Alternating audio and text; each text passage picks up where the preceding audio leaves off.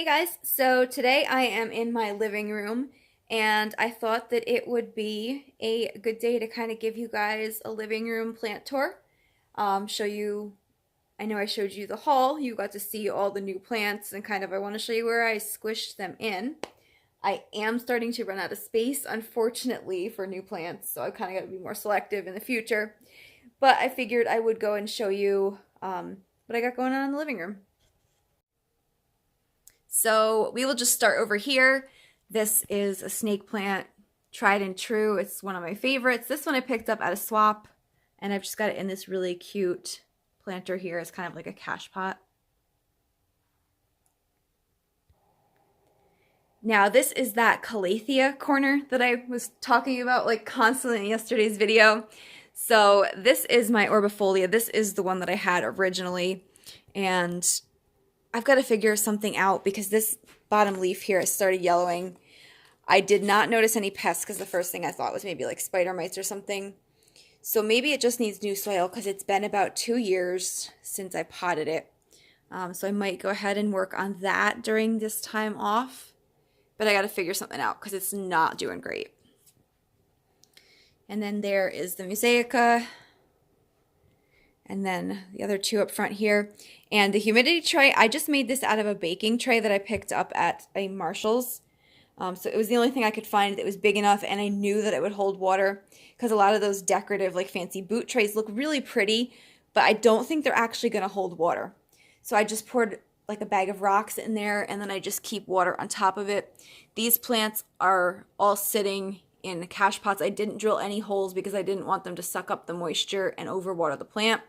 So if you're going to do that, you want to use a ceramic that's like a glazed ceramic. You don't want to use terracotta because that will suck up the water and in turn it'll be in the plant. This is a little oil diffuser that I only put water in just to give them a little boost. And then coming over here, this part here, normally this humidifier is blocked off. I have an Alocasia Regal shield that I picked up and I found thrips and spider mites on it. So I put that in its own sort of quarantine away from these guys for now, and I treated it with something called, I think it's Dr. Jack's Dead Bug. It got really great reviews online, and I figured I would give it a shot and see. So far, it's working. I've given it 2 or 3 spray treatments a couple days apart to try and get any of the bugs or any of the larvae or eggs. The first thing you do, though, is shower the plant down. I used like just water first to get most of it off. And I think it's going to survive. I think it's going to be okay.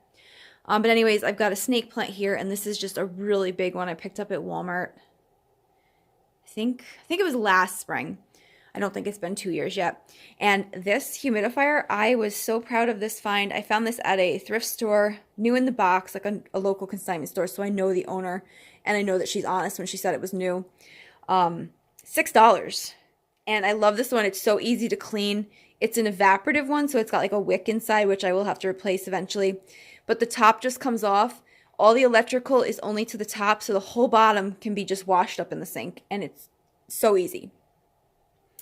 And then we're going to come here, and this is where all the rest of the plants in the living room are because this is the good window that I have.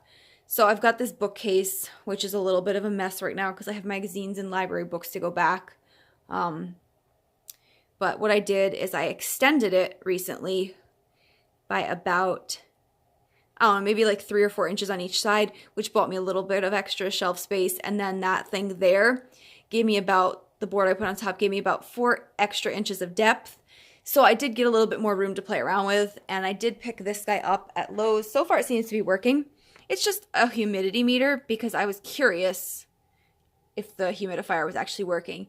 And when I've turned the humidifier off, like to go somewhere and leave it off, it will get down to about 40%, which is still not bad. But having it on, it stays around 60. All right, so let's get into this. I'm just going to start down here. That is my yucca cane that you guys saw yesterday. The Tradescantia Nanook and the Anthurium. Now this back here is my Monstera. I picked this up January of 2019, so like a year ago now. This was one of those ones where you get like the baby Monstera. It didn't have any fenestrations in the leaves. So this guy has been growing so well. I couldn't be more happy with this. This is actually only half the plant. I had to divide it. I have one half in my bathroom now, but it'll go outside in the summer. And then here is my rubber plant. And this one I picked up last year from the sill. And what I've been doing with this basically is anytime it starts to get tall, I will cut it off and refill the pot because I want it to be really bushy before it gets tall like a tree. This is my Rhipsalis. This is one of my favorite plants. This is the Pilocarpa because it's the fuzzy one. I'm just going to get in there and let you guys see that. You can see some of the colors look lighter green like that, where it's lighter green here. You can see some lighter green in here. All of that is new growth. This guy does so well for me. It started out probably in about a 5-inch pot and it's grown to this.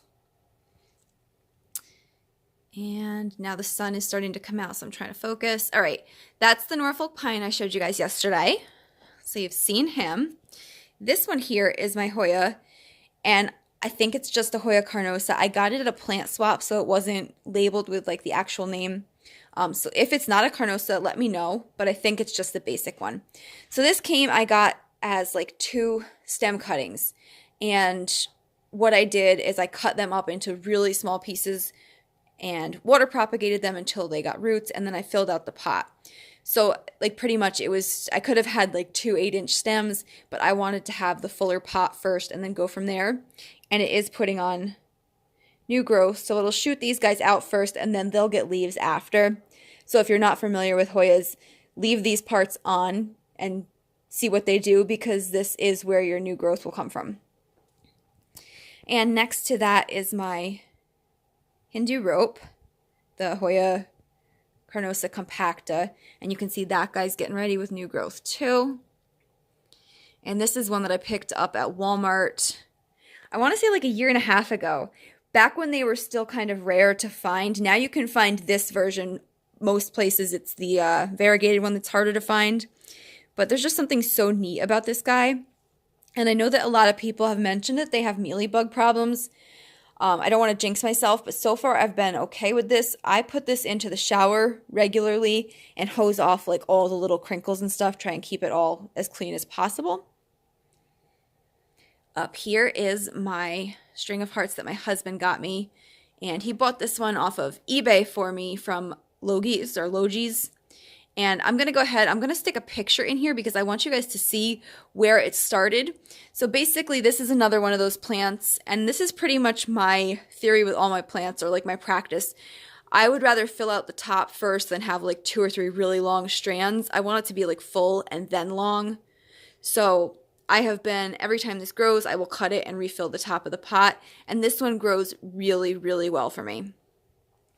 So here is that Fiddly Fig off to the side of the window. So it still gets its bright light, and I rotate it regularly. That way we don't get one side leaning or one side more full. And then there is the Sedum Morganianum, or Burrow's Tail. And now I'm going to try and bring you guys up to see the few hanging Hoyas that I have. I'm hoping the sun won't wash me out too much. So the one hanging there is, this was one I picked up at Lowe's, and it was labeled Hoya bilobata / DS70. And I know that there's been a lot of like people that say like it's mislabeled or things like that, but I mean, I don't know what else it is, so that's just what I call it.